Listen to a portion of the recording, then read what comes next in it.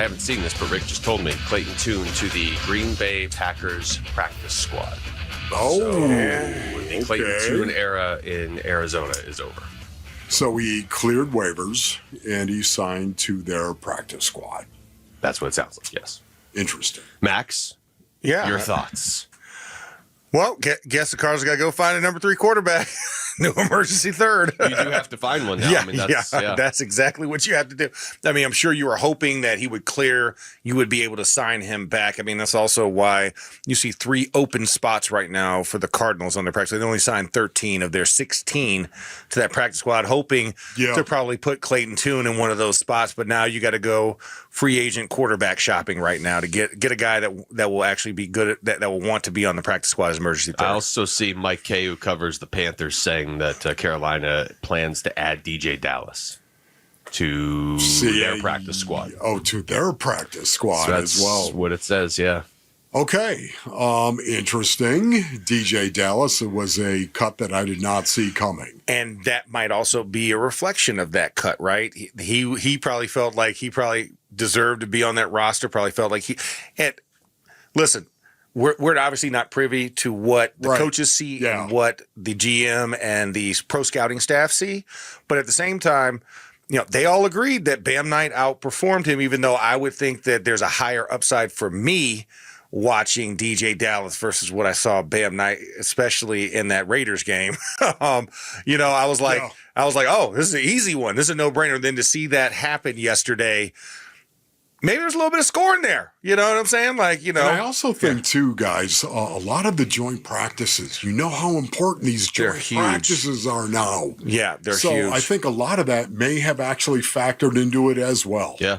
Yeah, and you're right. That's stuff we don't see, but obviously they're using it as a huge evaluation tool. Max, I want to ask you about Will Hernandez because we really haven't got to talk to you much since he came back to the Cardinals. And now off the PUP list, I mean, this is a guy that is seemingly getting healthier quickly now. And you figure is probably going to play a fairly important role on this team. What do you think that role looks like, best case scenario? I mean, best case scenario, he comes in, he's a week 1 starter, right? I mean, that's the ultimate. That's the ceiling here. Number 2 is you say he's healthy enough to be dressed on Sundays, and he's an interior swing guy. Even though I know he can't play center, he's an interior swing at your guards because you might not feel as strongly about your guard position, and then now you have dress day 8 guys, right? Worst case scenario is he never assumes that role, and you put him on the active roster, and then he's just a body collecting dust. That's the worst case scenario. So we have those kind of 3 levels to it.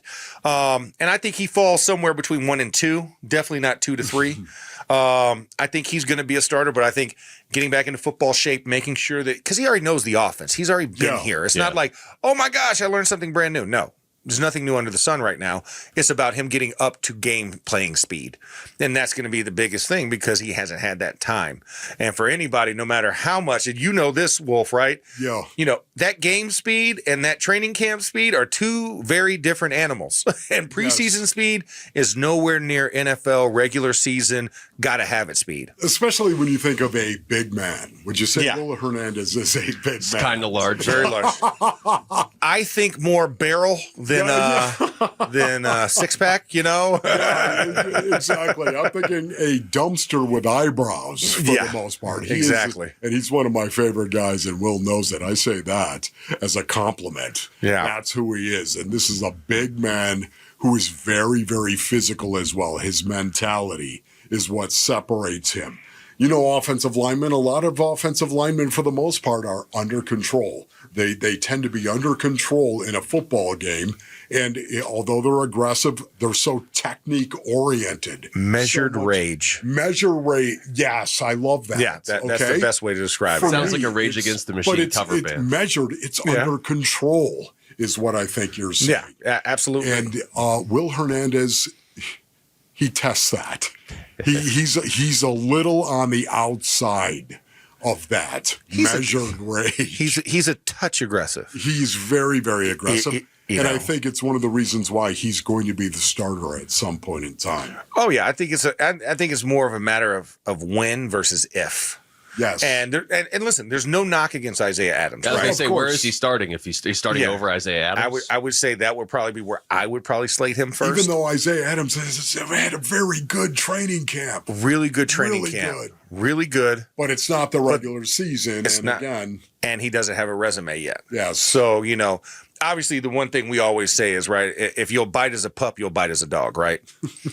Well, we know Say that every day. Even I didn't say that. But he doesn't have that bite. He has a nip. He has a bark. Will Hernandez has been biting since day one. And I can say that because I saw Will Hernandez at UTEP, right? Sean Cooler, my former offensive line coach, was his head coach. I called UTEP games. I watched him and Aaron Jones single-handedly be the only offense that was out on UTEP's field. So watching him grow over these years and become the player that he's become, you need that for the identity of this offensive line because that's the pace car, right? That's the heartbeat. Yes. That's the cadence that you need as an offensive line. You say, hey, is this offensive line nasty or not? Okay, let's look down. Oh, Will Hernandez on? Oh, yeah, definitely. Okay, all right.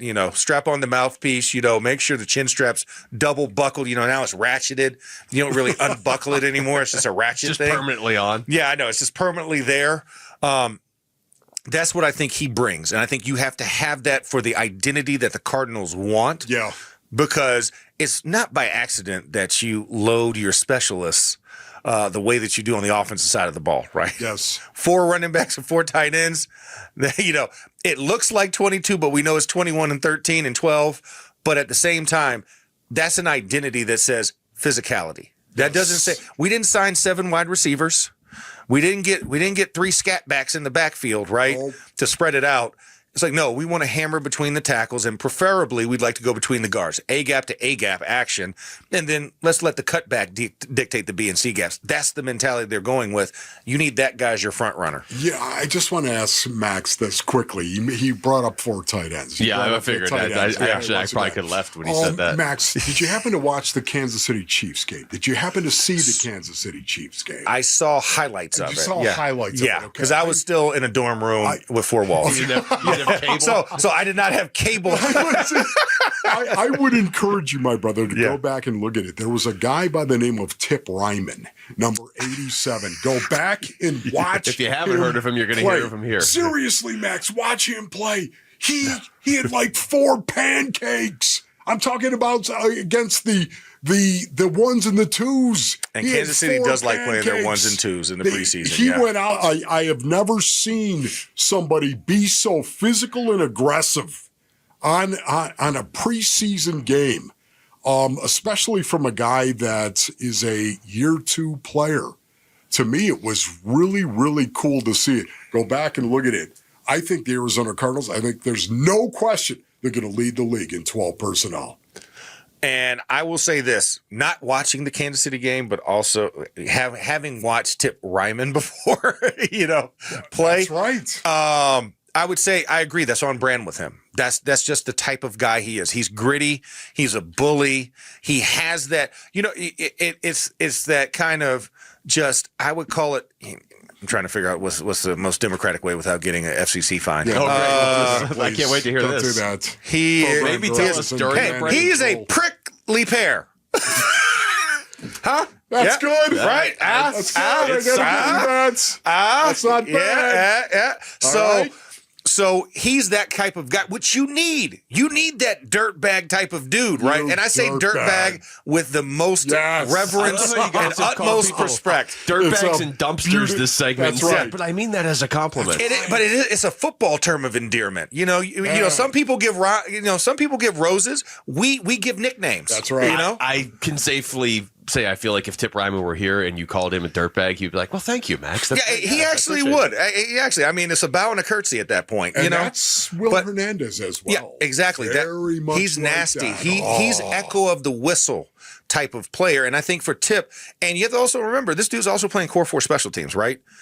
So he's a guy that's going to do more outside of just his traditional role. He's going to be punt, return, kickoff coverage, that core four that you need. And those guys have to have something else about them that go into it. And I think that's what, when you're talking about identities, you have to have them at each level. You have to have them at each layer.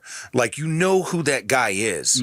And I think that's what gives the offense that type of identity, is a Tip Ryman, is a Will Hernandez. And that's why I think those guys are really vital to that permeating throughout the entire team. Max, this is your fault. I have this cut of JG talking about Will Hernandez that I've been ready to play for 10 minutes, but you brought up 4 tight ends. And I know. Now we're going to break. Thanks for watching Wolf and Luke. Tap to see more and click the button in the middle to subscribe to Arizona Sports.